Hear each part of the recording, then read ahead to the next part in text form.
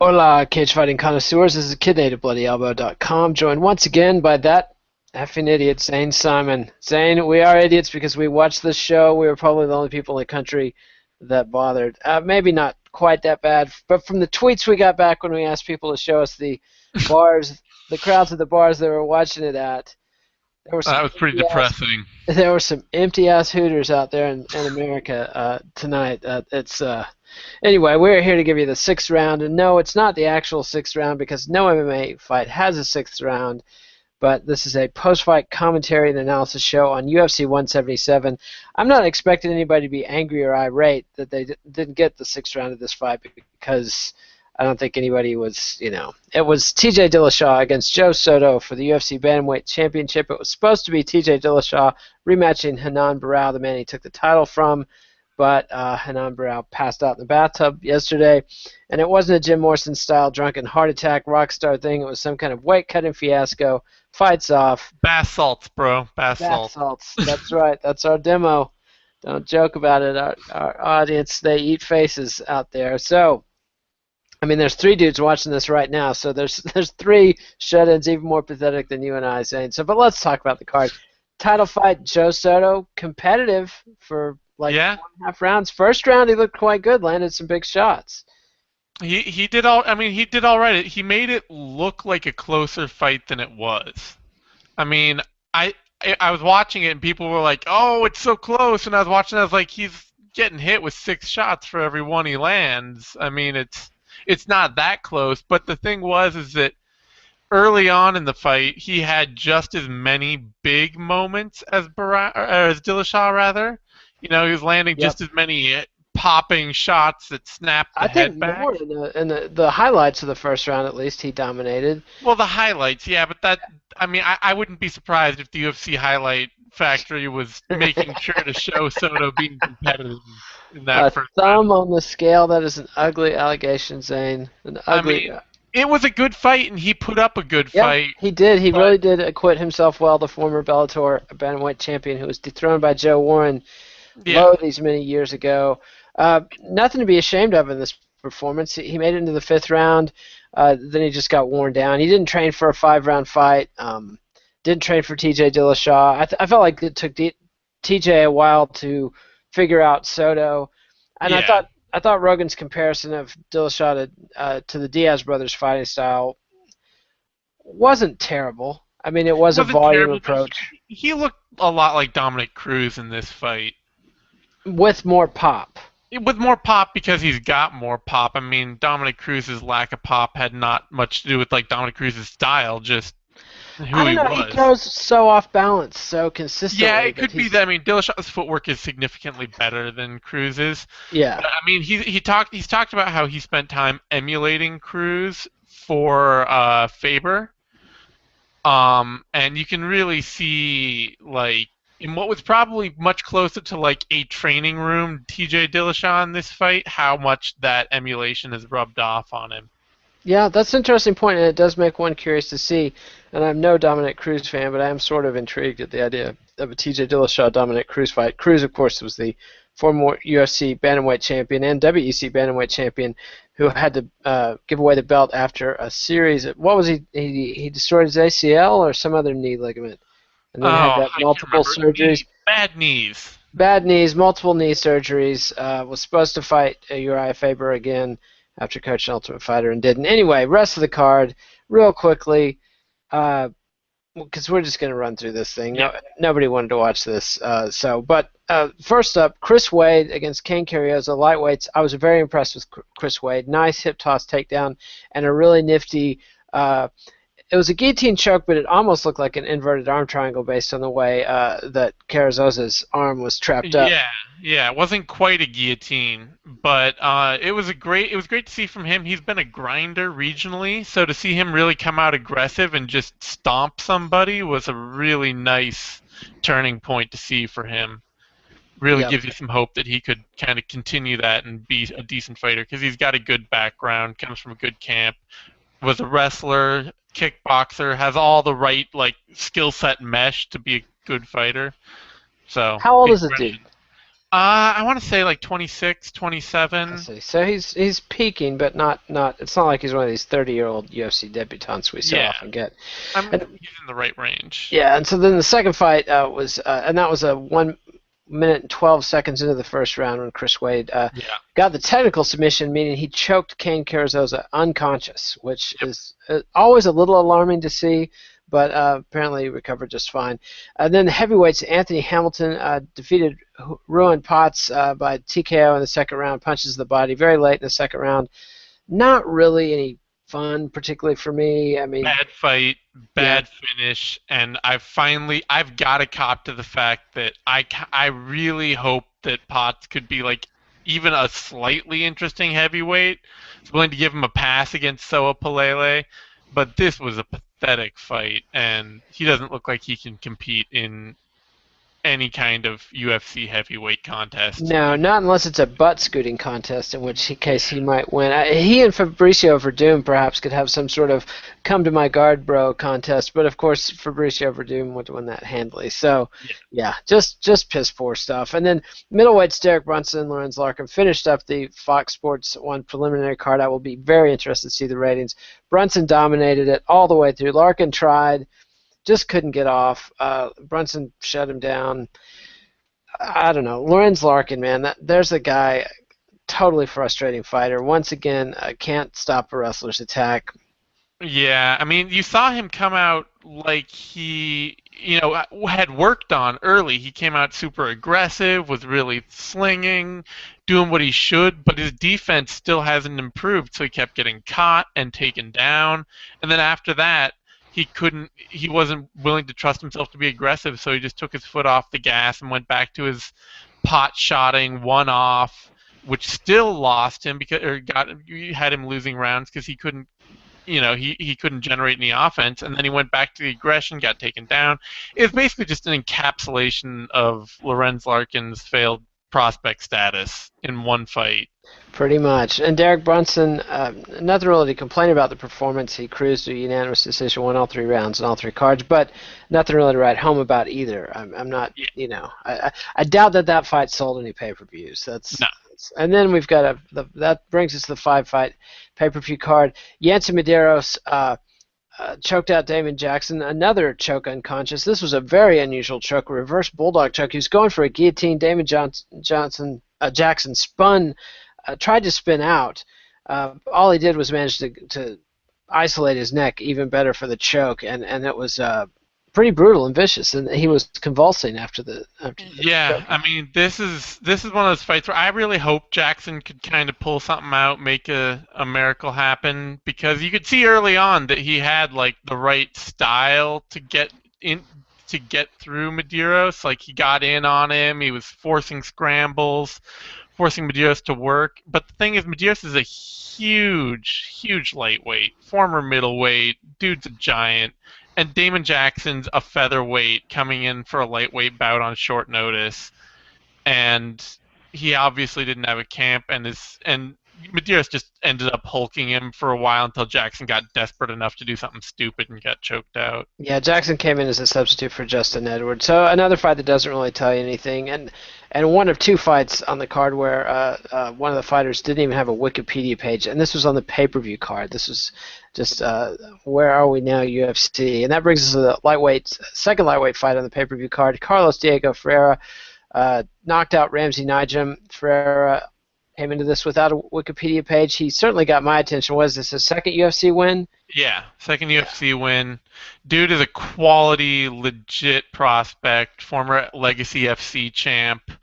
Great, high level, not like world champion level, but high level jiu-jitsu black belt. Competes in no gi a lot, and he supplements being a legit grappler just by being an all-out brawler on the feet because he knows that if he gets taken down, he's still really comfortable there.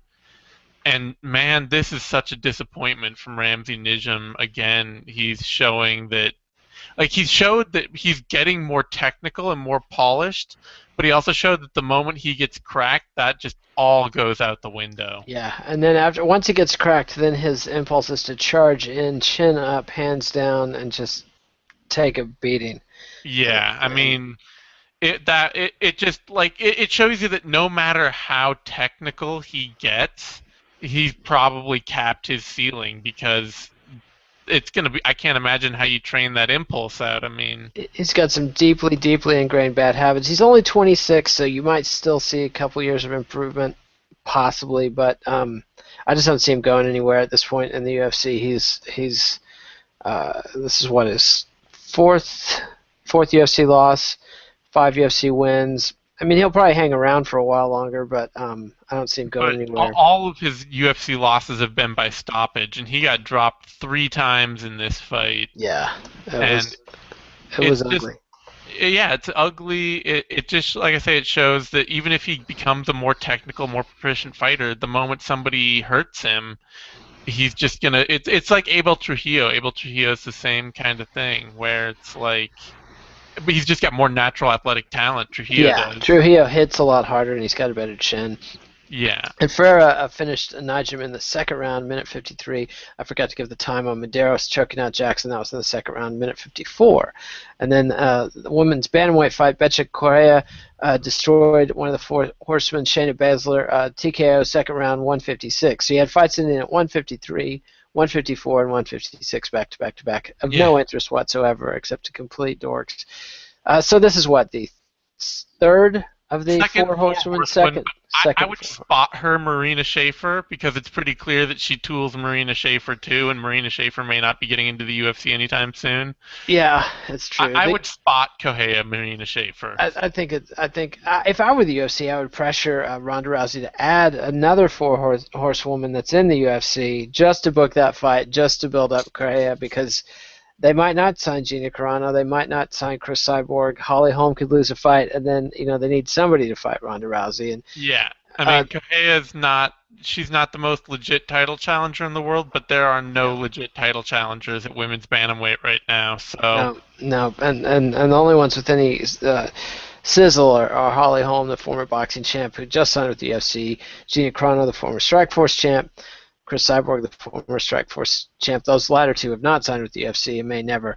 But this one, I thought Baszler acquitted herself pretty well early on, but just began to take a beating. And that second round, I really thought you called the fight over a good 25 seconds before Big John McCarthy stepped in on Twitter. yeah, You were calling it over on Twitter, and I'm like, Big John, open up your phone and follow the Twitter feed. This fight is over, dude. Like, I don't know. It was. yeah. I mean Baszler's game. It's a real throwback to the early days of women's MMA. She's got a pull guard grappling game and a grind. It's wall install and pull guard.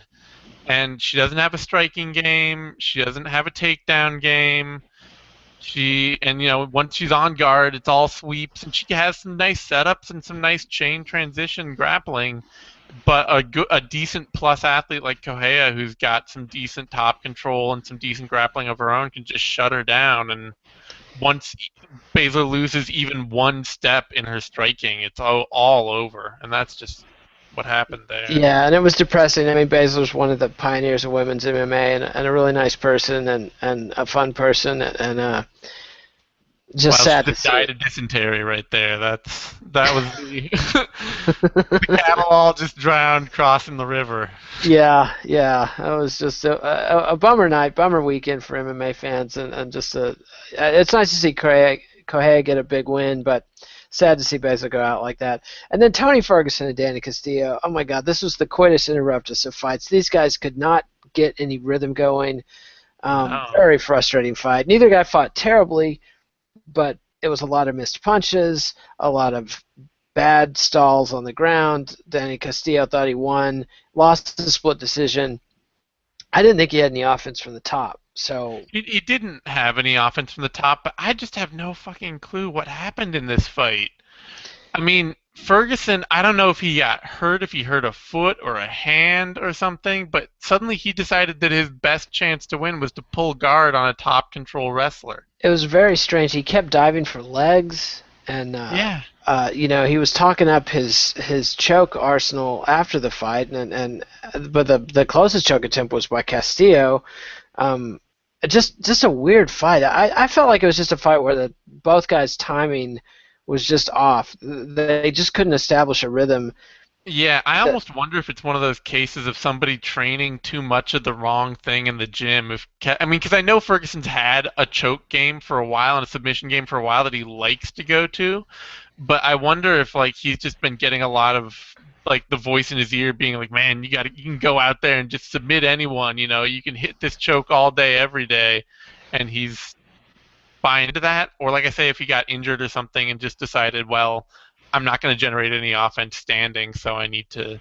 yeah, it could be. I mean, he got a Darce choke on Mike Rio and one submission of the night bonus, and that was at UFC 166. And then immediately prior to this, at UFC 173 in May, demolished Katsunori Kikuno.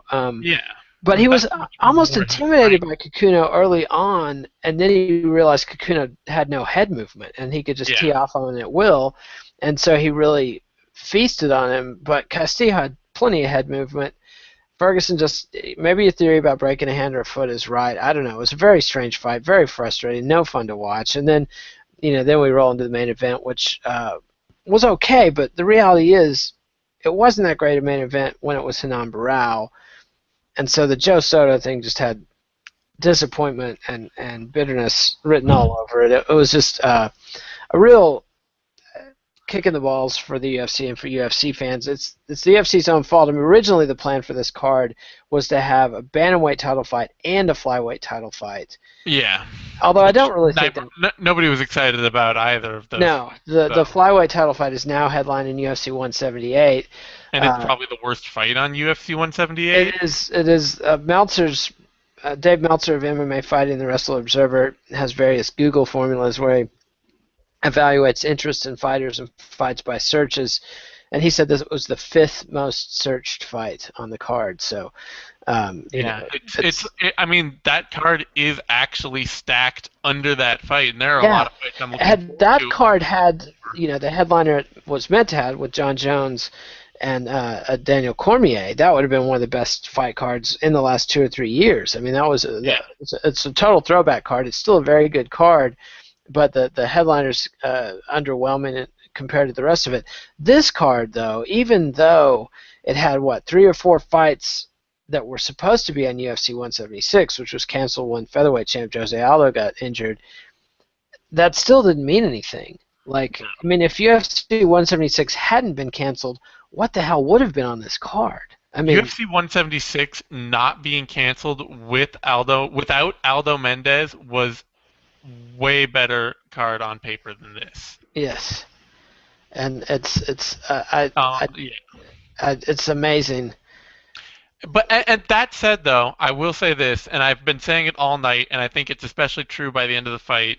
The UFC is going to wholeheartedly and straight-facedly and with a fair amount, with just enough honesty to make it true, fall back on the idea that this card was fun as shit, and everybody who missed it missed out.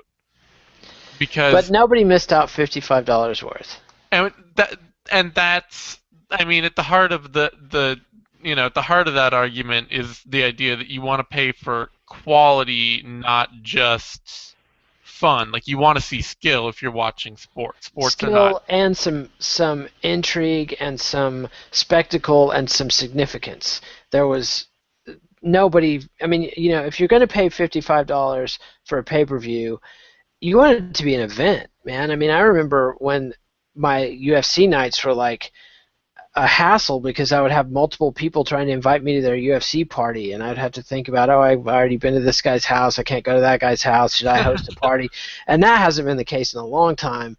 But in this case, even my most hardcore degenerate fans, nobody was texting me to find out what happened. I mean, there was just no sizzle to this card whatsoever. There was no sizzle, but at the end of the day, I mean, those who watched, I don't think there's going to be a lot of people who watched who were supremely disappointed. It was better than UFC 149 or UFC 174, which were the two cases. Like, it's for a long time it was a maximum, and the UFC got away with this argument, the argument you're making that, it's always the cards that you don't think are going to be good that end up being great. And there were a lot of those cards. But then UFC 149, which was the rematch of Henan Barao and Uriah Faber, ended up being just a dismal card that the Calgary fans, that was in Calgary, yeah. No, that was Calgary. That was in the Scotiabank Saddledome in Yeah. Calgary, Alberta, were chanting "refund, refund" throughout the main event.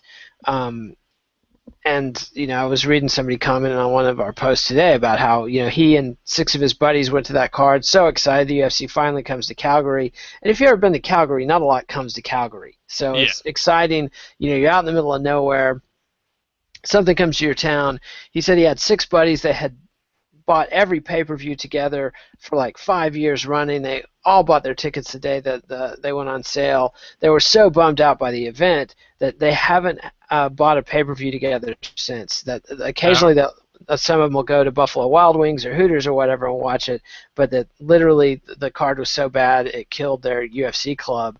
And so there was nothing like that, and it was nowhere near as No. bad as UFC 174. But nonetheless, it was also even less intriguing, which is hard to believe it's possible, by a wide margin than UFC 174 or 149 on paper. So, the few people that ordered it, I guarantee you this fight card will set a new floor in the modern era for UFC pay-per-view buys. Very likely. It had the third weakest gate. Dana White was calling out Dave Meltzer by name, saying that the gate was $200,000 higher than Meltzer predicted, but still, even at $700,000, it was the third worst gate in modern UFC North American history. So nothing to brag about there. The MMA Payout had an article yesterday. These were it was the weakest scalping market for UFC ticket resales ever. So, just nothing to be happy about if you're on the business end of the UFC. And as a fan, I mean, a couple of neat chokes, a couple of brutal knockouts, but no fight I'm going to be like, oh my God, I'm going to want to watch that again. Or there's a couple. I mean, the Chris Wade submission. Actually, the 2 submissions I want to watch again, but that's just the end of the fight. There was no classic that I'm going to be wanting to go back and watch again and again. Yeah, I might watch Betch Kahea beat the tar out of Shayna Baszler one more time just What to a watch her. hateful, awful little man you are, Zane Simon. That's Just to watch her put a finger down and do the little dance in the post fight. if they would have let her come out to the Ric Flair theme song, then maybe. That would have been just the best Yeah, thing I'd ever. suspect that was vetoed by the UFC rather than that being Correa's choice to not do that. But That's too bad because yeah, that would have just been all sorts of awesome. yes, well, it would have been slightly more amusing than it was, but I don't know about all sorts of awesome. But Oh, anyway, come on. Enjoy and live a little. live a little. Yes. See, I was too old for wrestling in the '90s, so these references don't really mean much to me. Well, Although I'm not. I've never been a huge wrestling fan, but I'm a huge fan of women being able to make their name off beating all Ronda Rousey's friends. it is a good angle. I have to admit, it is an It's a great irresistible angle. angle. It's a good story, and the wrestling illusions just enhance it. But yeah, but otherwise, I don't know. As Rick James said, according to Charlie Murphy, I wish I had 4 hands so I could give this card 4 thumbs down.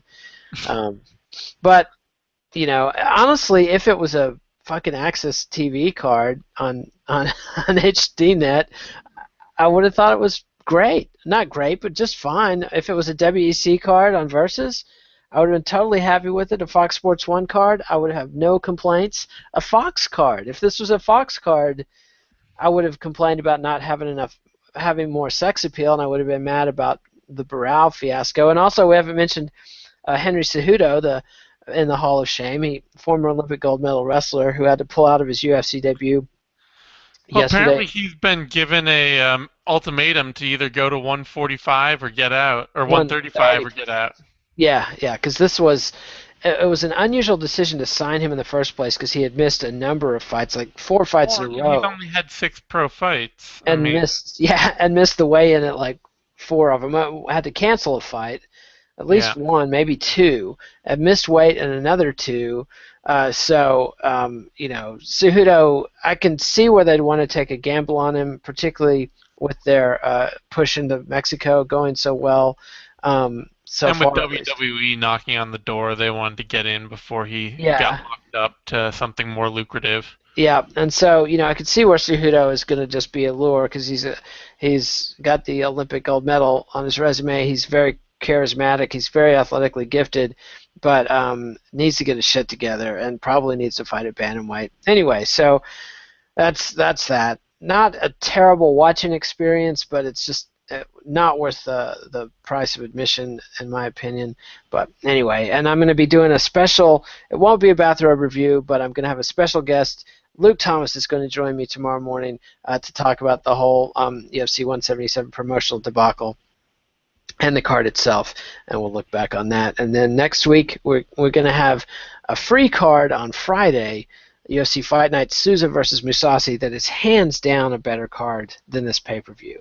Oh yeah, that card rocks. Yeah, and so it's so Luke and I'll be talking about that. Like, the decision making on that seems to have been that they would rather spite Bellator by running an event in Connecticut on a Friday night up against Bellator's season debut than offer pay-per-view fans a better product. So it is what it is, but that's going to feature Alistair Overeem, middleweight title eliminator fight between Jacare Souza and Gegard Mousasi, a rematch of their. Was that a Sengoku or a Dream fight where Mousasi knocked him out with the up kick? I believe that was a Dream fight. Yeah, but that was Dream 6, yes. Yes, that was Dream. I also had no idea that the UFC was counter-programming Bellator here. Somebody made that point today. I was like, when have they ever counter-programmed Bellator? But here. This is it. I can't believe you'd missed it. Yeah, that was there was a fair bit of news when they announced it, because they usually go on Saturday nights. They've had a few Friday night events, but it hasn't been a big event night for UFC. So I don't know. I should probably wrap this up, but I just can't resist saying, remember when they counter-programmed Affliction with a card that they slapped together on very short notice that featured Anderson Silva versus James Irvin, and everybody knew they were doing it just to be spiteful. But it was so money. I mean, it didn't take away from any pay-per-view fights. It was a showcase fight for Anderson Silva. There was no robbing Peter to pay Paul. It was just like, we've got so much depth. You know, we can throw up a very entertaining card on Spike TV to go up against your pay-per-view and steal some of your oxygen. And at this point, they're spiting a Bellator card that's okay, but not anything that. It's not like Affliction where they were spending millions of dollars. No, there's no hype over Bellator 123. No, I mean, Pat Curran versus one of the pit bulls, Chet Congo versus LeVar Johnson, Mo Lawal against a guy what was TBA until 2 days ago, and Bobby Lashley making his Bellator debut. I mean, it's not for a Bellator card. That's a pretty good card, but there's no reason to counter promote that. Anyway, so that's the kind of crap Luke and I'll be talking about that. But next week, next week the week with all the events with Invicta and yeah. So we'll have So we'll do breakdowns of next week's Bellator. We'll do a breakdown of Invicta. We'll do a breakdown of next week's. Not a breakdown, an MMA vivisection. Remember an MMA vivisection. Yes, and Eugene and I'll have the Care Don't Care, mostly about the UFC, but we'll also talk about the other events.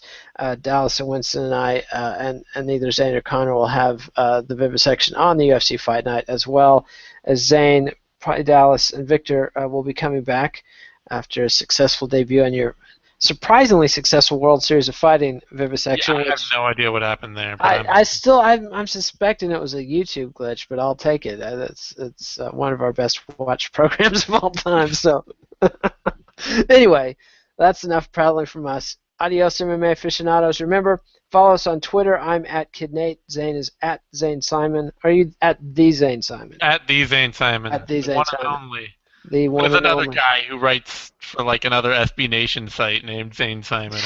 And he beat you to Twitter. But you've got follow us, read us on bloodyelbow.com, and subscribe to us MMANation.com on YouTube, and you have to spell it .com, DOTCOM. Anyway, adios MMA aficionados. We apologize on behalf of the UFC for tonight's $55 fiasco. Good night.